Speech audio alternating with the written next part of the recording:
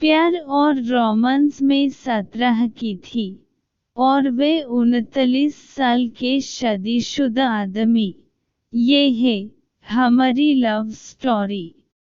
एक दिन खाली बैठे मैंने फेसबुक पर एक अनजाने आदमी को फ्रेंड रिक्वेस्ट भेज दी, जो दिखने में बहुत हैंडसम था।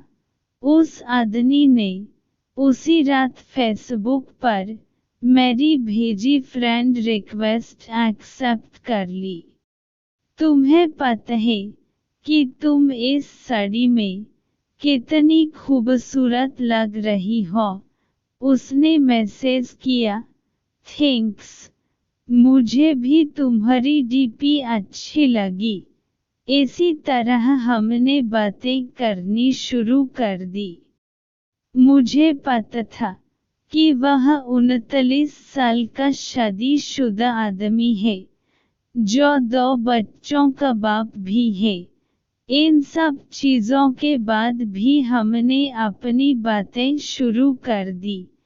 इतना ही नहीं, हमने अपना नंबर भी एक दूसरे के साथ बदल लिया। देखते ही देखते हम एक दूसरे के करीब आ गए और एक दूसरे के बेस्ट फ्रेंड बन गए।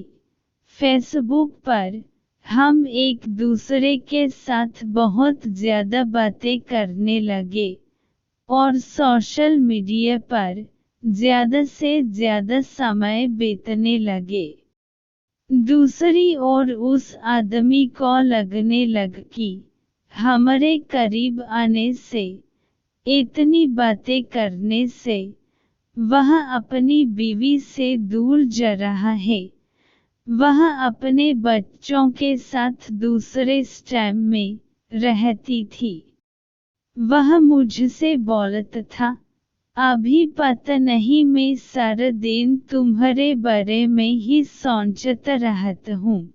मुझे अफसोस है इस बात पर। मैं नेचर से काफ़ी शर्मीली थी।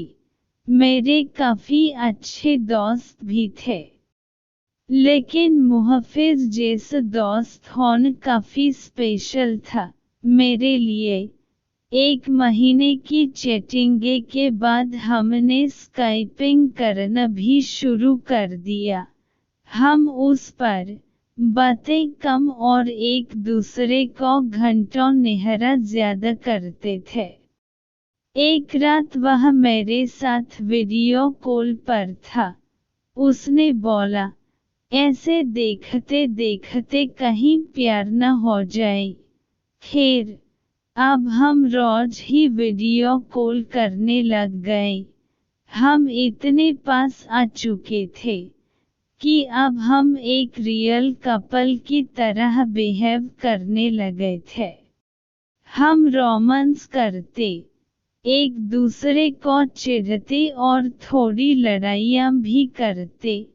कहने का मतलब था कि एक 17 साल की लड़की को 39 साल के आदमी से प्यार हो गया था।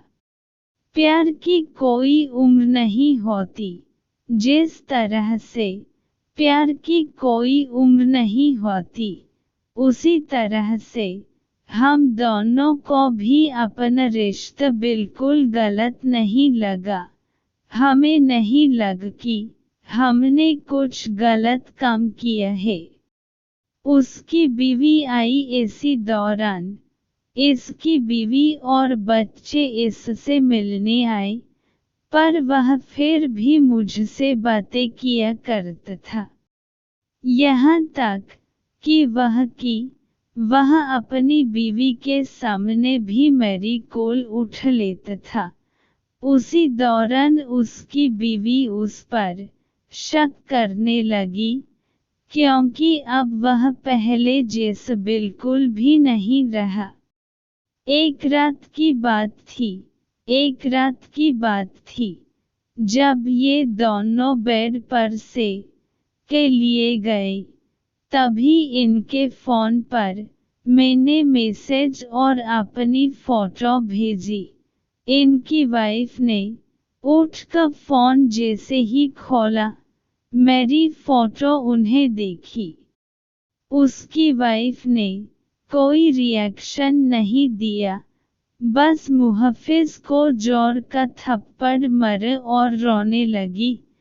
3 दिनों के बाद वह घर छोड़कर चली गई। मुझे उसकी वाइफ के लिए काफ़ी बुरा लगा, इसलिए मैंने उससे कई दिनों तक बातचीत बंद कर दी। उसकी वाइफ के जाने के बाद हम फिर से मिले और हमने लॉन्ग ड्राइव पर जाने का प्लान बनाया। जब उसने मुझे प्रपोज किया, उसी शाम उसने मुझे प्रपोज किया। मुझे सिर्फ तुम ही चाहिए और कुछ नहीं। अपनी जवानी में मैं काफ़ी सारी लड़कियों से मिल, पर तुम ही एक ऐसी लड़की हो जिसने मेरा दिल चुराया है। वहाँ कुछ देर के लिए शांति छा गई। फिर उसने मुझे आई लव यू बोला। उसकी आंखों में आंसू थे। हम एक दूसरे को किस करना चाहते थे, गले लगना चाहते थे। मैं तुम्हें ब्लॉक कर रहा हूँ। दूसरे दिन मुझे एक मैसेज मिला जिसमें उसने लिखा था, हे डार्लिंग, आई लव यू, लेकिन मेरे परिवार भी है, मेरी कुछ ड्यूटीज भी हैं। यह मेरे तुमको आखिरी मैसेज है। मुझे प्लीज़ कॉल या टेक्स्ट मत करना। मैं तुम्हें ब्लॉक कर रहा हूँ। मुझे ऐसा लगा कि मानो मैं शादी के बाद विधवा बन गई हूँ। मैं बुरी तरह से टूट चुकी थी, काफ़ी परेशान थी। फिर लौट वो मेरी जिंदगी में। 3 महीने बीत जाने के बाद मैं एक लड़के के साथ रिलेशनशिप में आई। एक दिन मेरे पास किसी दूसरे नंबर से मुहफ्फिज का मैसेज आया, बनी, इज दैट यू? प्लीज़ मेरी लाइफ में दोबारा वापस आ जाओ।